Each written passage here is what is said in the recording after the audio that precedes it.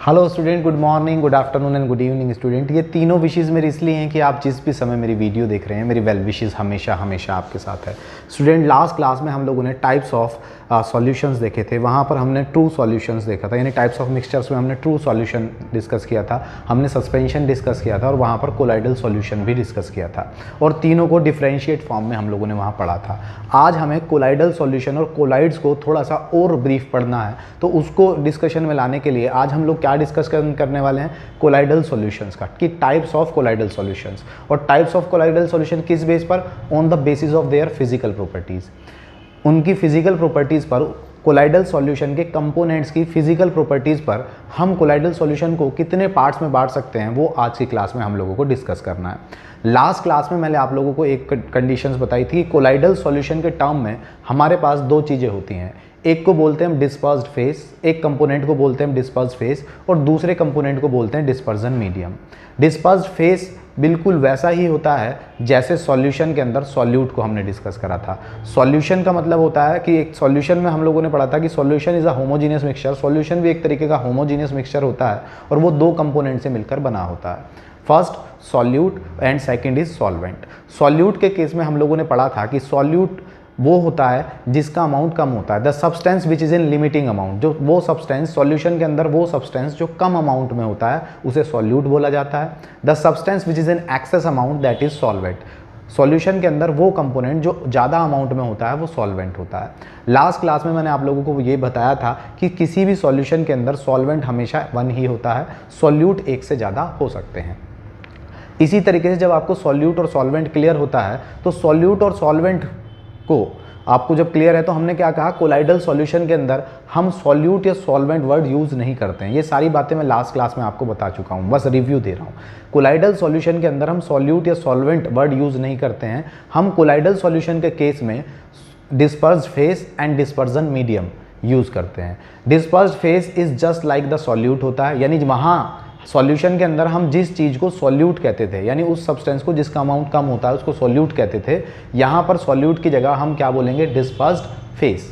वहीं पर हम नॉर्मल सॉल्यूशन के अंदर जिस सब्सटेंस को सॉल्वेंट बोला करते थे, अब वहाँ सॉल्वेंट की जगह हम क्या वर्ड यूज़ करेंगे, डिस्पर्जन मीडियम। यानी वो सब्सटेंस जिसके अंदर किसी सब्सटेंस को मिलाया जाता है वो क्या कहलाता है, वहाँ हमने सॉल्वेंट के नाम से पढ़ा था और यहाँ डिस्पर्जन मीडियम के नाम से पढ़ा है। तो ये आपको क्लियर हो जाता है कि कोलाइडल सॉल्यूशन के केस में हम सॉल्यूट और सॉल्वेंट की जगह कौन से वर्ड यूज़ करते हैं, डिस्पर्स्ड फेस और dispersion medium.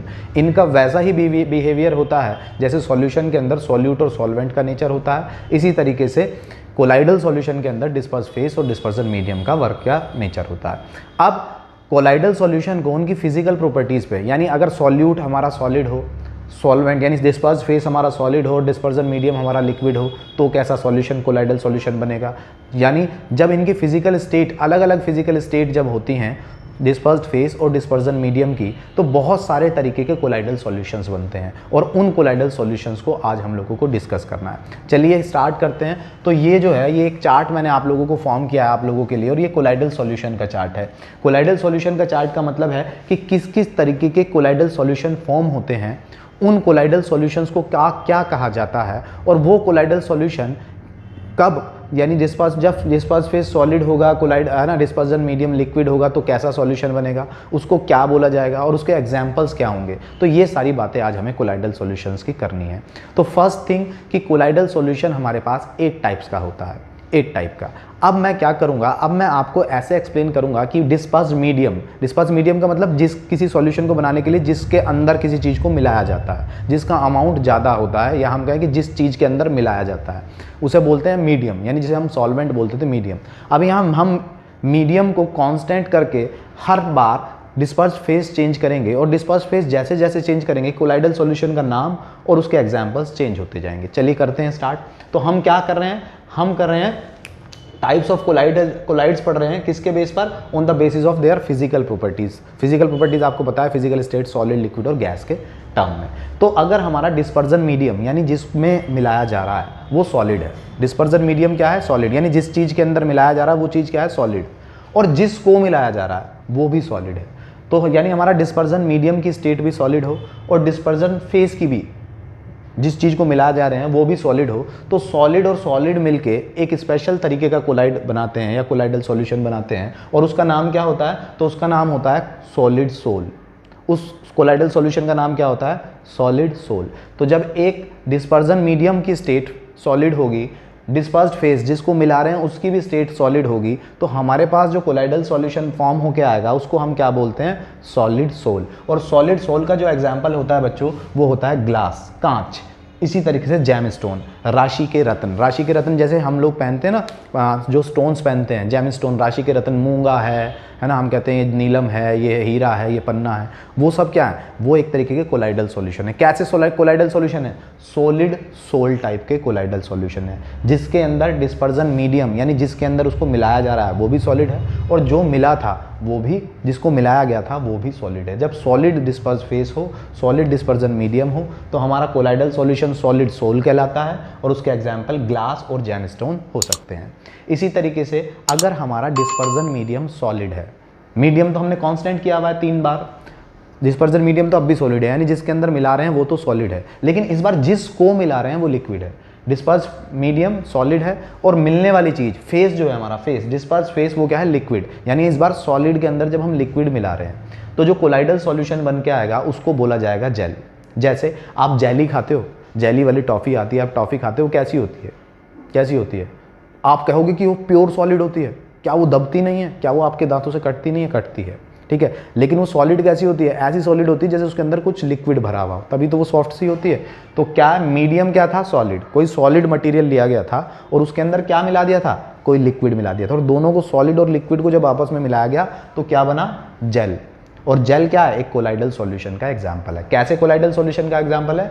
Solid liquid colloidal solution का एग्जाम्पल होता है जेल। इसका एग्जाम्पल क्या होता है? जेली, जो आप खाते हो, जेली इसका एग्जाम्पल हो सकता है। जेली के बाद चीज़, पनीर, पनीर में भी तो ऐसे होता है, सॉलिड फॉर्म में होता है, लेकिन कैसा होता है? सॉफ्ट। ऐसा होता है जैसे उसके अंदर लिक्विड हो, तो वो क्या होता है? जेल का एग्जाम्पल होता है। और जेल, जेली, चीज़, बटर, ये सब किसके एग्जाम्पल होते हैं? ये कोलाइडल सॉल्यूशन है। जैसे जेली भी कोलाइडल सॉल्यूशन है, चीज़ भी कोलाइडल सॉल्यूशन है, बटर भी कोलाइडल सॉल्यूशन है। और कौन सा कोलाइडल सॉल्यूशन है? तो उसका नाम क्या है? जेल। कैसे बनता है? जब किसी सॉलिड के अंदर किसी लिक्विड को मिलाया जाता है तो जेल बनता है, कोलाइडल सॉल्यूशन, और उसका एग्जाम्पल जेलीज, चीज़ और बटर हो सकते हैं। नेक्स्ट, अगर हमारा डिस्पर्जन मीडियम अभी भी सॉलिड ही है, यानी जिसके अंदर मिलाया जा रहा है वो सॉलिड ही है, लेकिन जिसको मिलाया जा रहा है वो गैस है। इस बार सॉलिड के अंदर गैस मिला रहे हैं, सॉलिड के अंदर गैस मिला रहे हैं, तो बच्चों क्या बनता है? फॉर्म। फॉर्म मीन्स झाग। कैसे? अगर आप सपोज करो सॉलिड के अंदर आपने क्या मिलाया? सॉलिड के अंदर आपने गैस मिलाई, और गैस का एग्जाम्पल यानी कोलाइडल सॉल्यूशन का एग्जाम्पल हो जाएगा फॉर्म, और इसका एग्जाम्पल होता है प्यूमिक।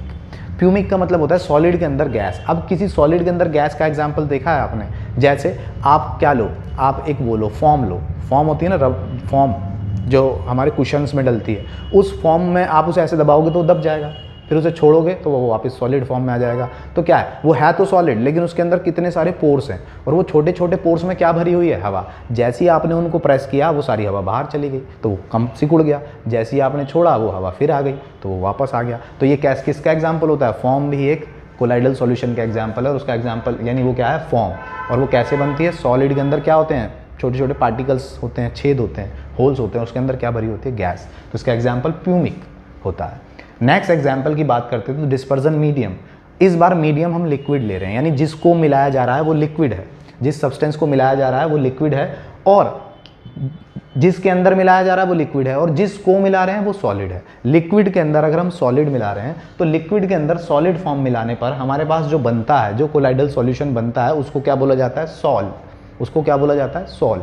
और सोल के एग्जाम्पल क्या होते हैं? मिल्क ऑफ मैग्नीशिया, मड, रबड़, स्पॉन्ज। ठीक है, मड, रबड़, स्पॉन्ज, ये सब इसके एग्जाम्पल होते हैं। मड माने कीचड़।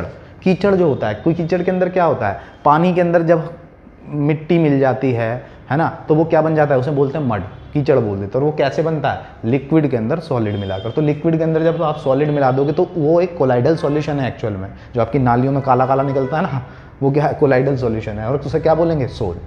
जैसे आपका मिल्क ऑफ मैग्नीशिया होता है, Mg, है ना, मिल्क ऑफ मैग्नीशिया को क्या बोलते हैं? MgOH का whole twice, milk of magnesia. तो ये जो मिल्क ऑफ मैग्नीशिया होता है ये भी सोल होता है, ये भी सोल का ही एग्जाम्पल होता है। ठीक है, रबड़, आपकी स्पॉन्ज, आपका मड, ये सब किसके एग्जाम्पल होते हैं? लिक्विड के अंदर जब सॉलिड मिलाया जाता है तो सोल के एग्जाम्पल्स होते हैं। नेक्स्ट एग्जाम्पल देखते हैं हमने देखा कि जब लिक्विड के अंदर लिक्विड मिलाया जाएगा, जब एक लिक्विड के अंदर दूसरा लिक्विड मिलाया जाएगा तो जो कोलाइडल सॉल्यूशन बनेगा उसको बोला जाता है इमल्शन। उसको क्या बोला जाता है? इमल्शन। और इसका एग्जाम्पल होता है मिल्क, दूध। दूध में क्या होता है? दूध में दो तरीके के लिक्विड्स होते हैं, एक ऑयली लिक्विड्स और एक होता है वाटर। जब ऑयली लिक्विड और वाटर आपस में मिल जाता है तो फॉर्म क्या होता है? मिल्क।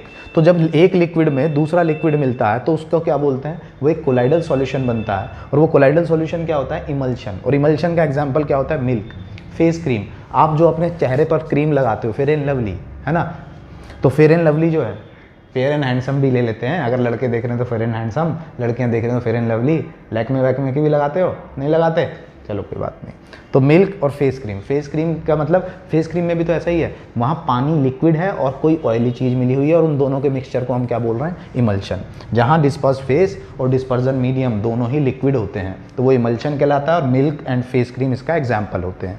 नेक्स्ट, अगर हमारा मीडियम तो लिक्विड ही है, ये मीडियम जो है वो लिक्विड ही है, लेकिन इस बार लिक्विड के अंदर हम गैस मिला रहे हैं, लिक्विड के अंदर गैस। तो लिक्विड के अंदर गैस जब मिलाते हैं तो वो बन जाता है फॉर्म। कैसे? लिक्विड के अंदर गैस, आपने देखा है शेविंग क्रीम एक आती है, एक शेविंग क्रीम तो ऐसी आती है, ट्यूब से निकाली और उसको ऐसे करके उसकी झाग बनाई। एक आती है ऑलरेडी झाग की फॉर्म में आती है, वो क्या करते हैं, जब आप बार्बर्स की शॉप पर जाते हैं तो क्या होता है, वो ऐसे स्क्वीज करता है, उसको दबाता है, एकदम झाग निकल के आती है, मीन्स ऑलरेडी झाग बनाती है, अब आपको फुलाने की ज़रूरत नहीं है। तो इसका मतलब क्या है? वो क्या होती है? फॉर्म।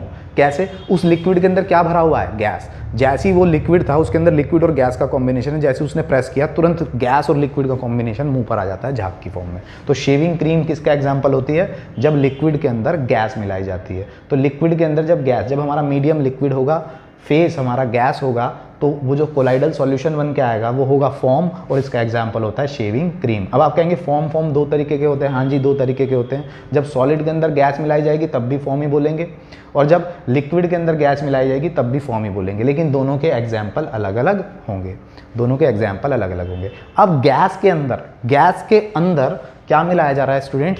सॉलिड। किसी गैस के अंदर सॉलिड का एग्जाम्पल सोचा है आपने? देखो, गैस के अंदर सॉलिड का एग्जांपल जैसे हवा है, चारों ओर किस फॉर्म में रखोगे आप एयर को? गैस फॉर्म में, और इसके अंदर डस्ट के पार्टिकल्स घूमते रहते हैं। अभी टिंडल इफेक्ट मैंने लास्ट क्लास में आपको बताया था कि टिंडल इफेक्ट क्या होता है? बीम ऑफ लाइट में, है ना, बीम ऑफ लाइट में सॉल्यूट के या डिस्पर्स फेस के पार्टिकल स्कैटर्ड चारों तरफ फैलते हुए इधर उधर मूव करते हुए दिखते हैं, और उसी को हम क्या बोलते हैं? Tyndall effect. तो एयर के अंदर क्या थे? सॉलिड के पार्टिकल्स। डस्ट के पार्टिकल को किस क्लास में रखोगे? सॉलिड के। तो जब गैस तो हो गई एयर, और सॉलिड पार्टिकल्स क्या हो गए हमारे? डस्ट। तो गैस, एयर के अंदर जो डस्ट पार्टिकल्स होते हैं वो क्या कहलाएंगे? वो कोलाइडल सॉल्यूशन होता है। एक्चुअल में वो कोलाइडल सॉल्यूशन होता है तभी, और मैंने आपको बताया था कोलाइडल सॉल्यूशन ही टिंडल इफेक्ट दिखाता है, तो वो इसीलिए तो वहाँ पर वो धूप में से बीम दिखती है।